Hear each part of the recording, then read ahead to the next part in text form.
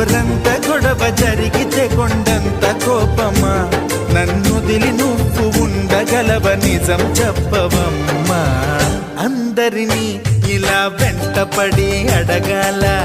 సరదాగా నువ్వే ఎదురైతే సరిపోదా నిద్రపోతున్న రాత్రి నడిగా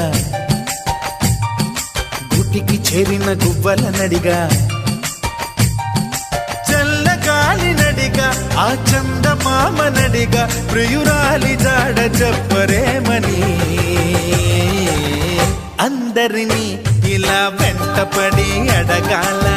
సరదాగా నువ్వే ఎదురైతే సరిపోదా